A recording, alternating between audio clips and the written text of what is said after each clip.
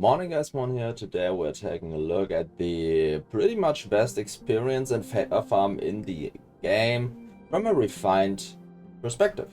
I've made a video about this quite a while ago and I have reiterated the strategy and found out quite a bit of stuff about it.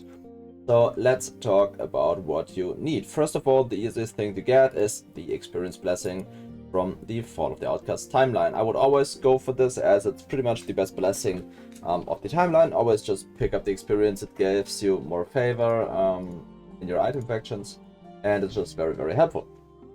Then what do you need else? You need a character that can clear arenas very quickly.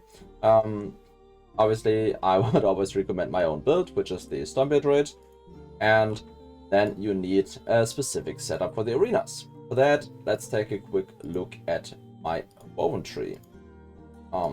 Very important here is that you find the arena with your woven tree. I'll show the difference in just a second. The most important part is the Gladiator Crucible for champion arenas and Call of the Duelists. To find the arena, you can spec out of this when you have found your arena. Generally, you can spec out of a lot of stuff when you found the arena, but more of that later, because it seems so that the areas you are unlocking are snapshotting your tree when you're unlocking them or when you're starting to see them on the web, and I'll show how I figured that out in a second. Then you want Hallowed Depth, which gives arena pack size, and then I just put on a lot of champion modifiers, which I'm not sure they are working honestly on arenas. Like Champions More Common I don't think is working, and also Champions in Pairs I do think it's also not working in arenas, but I've picked them just for good measure, just so that we have them. They're pretty good nodes anyways for normal play, so yeah, not really a lot of stuff lost there. Then what you want to do is you want to find an arena, and I quickly show the difference. This is an arena I was finding while not being specced into the arena tree, and when you look at the map, you can see that not a whole lot of stuff is happening there. Like on the middle, you're just burning through the waves. Wave 4 now, wave 5, wave 6, 7, 8, and we're going out. And you've seen there was nothing really in there, but we're specced into champion arenas. Now, when we take a look at this arena, which I just discovered for the video, we see, okay, there's the champion. First champion down. Also, the champions have a good chance of dropping Unix, which is pretty nice. And we just found a 3 LP hollow ring.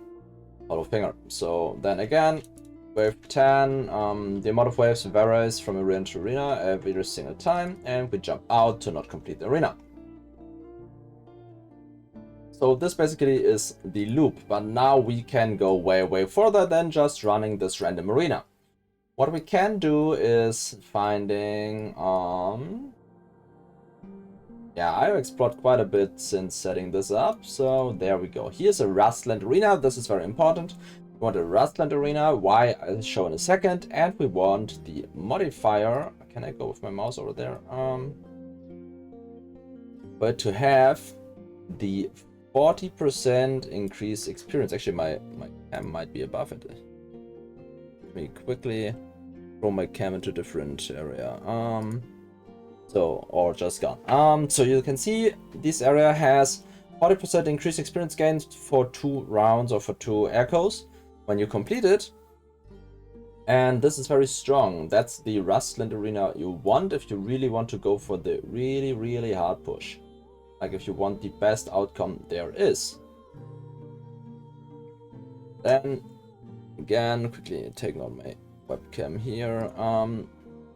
You want to find another. Here's Enrage at half health, for example, gives 40% experience as well. And then I'm pretty sure I had a third one that was limited to 3 areas. Here we have enemies are deadly if they're not being damaged recently with 40% increased area for 3 echoes. So the first thing we are doing is completing this echo.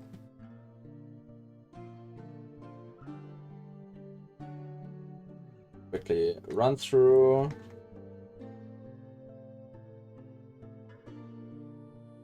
Finish the unstable rifts.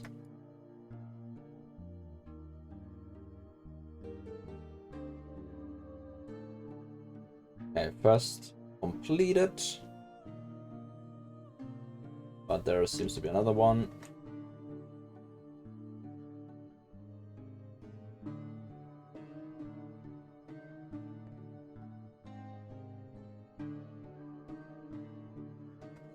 So also another thing, while completing these circles quickly, I want to talk about is corruption. I am farming at corruption 500, which is diminishing returns wise the best spot where you can farm experience. Complete duration to 7, that's pretty good.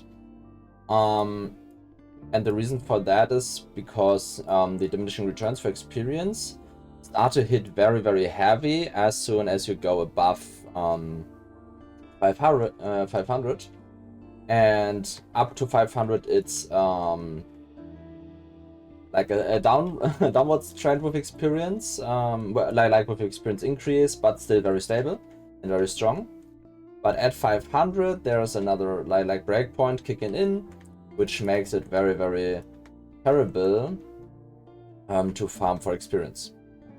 So, or I mean to farm for experience in relation to the difficulty of the area. So it obviously gives more experience, and if your build can handle that, that's very fine. You can run like 600, 700, 800, whatever arena, but for me found like 500 was the sweet spot. Just be very, very fast about it, and not missing out on a lot of experience. Then I have to find my arena again. There we go. Rustland Arena. When we take a look at it now, we see 416 increased experience gain, which is just a whole lot. And this will be even higher when inside the arena, because the 40% here are not added there yet. So we now are at 456% increased experience gain. This is 120% higher than the base value of Corruption 500, and probably about 100% higher than you would have than in a not properly set up arena with random echoes coming before. So this is extremely strong now. Let's take a look for 749.4k. And when we now do the arena, we see we have 14 waves, because I'm not spec'd into the reduce amount of waves node on the passive tree.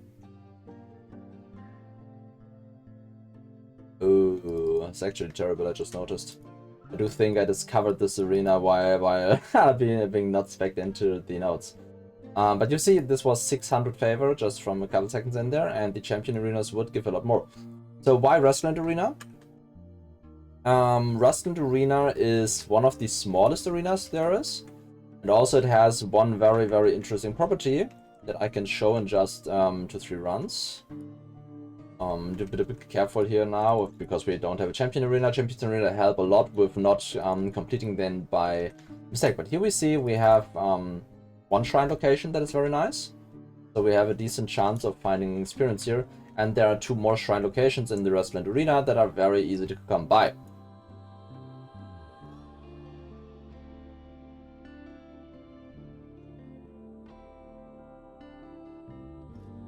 Can also just very, very quickly reset these and even start casting before you are in the arena. But I'm kind of unlucky with the locations of the shrines right now. They're just not spawning. Also, you can zoom in very much and increase your likelihood of hitting the arena when jumping in. Here's the second shrine. But let me just show. There's one more shrine that can spawn here. And pretty much the best shrine that can spawn is here. There's a shrine that can spawn here. Very, very strong position for a shrine, because even though your runs are very, very quickly, you can just like jump to the side and pick up the shrine. I think my runs usually don't go for the shrines that are a bit further, even though you could hit an XP shrine, but it's just clear speed that is getting lost from not focusing on on casting very much. Oh, yeah, just do one more to see if we get the shrine spot, and we don't, but yeah. Honestly, the shrines aren't as important, because in my entire level 100 rush, I haven't seen a single increased experience shrine in the arena.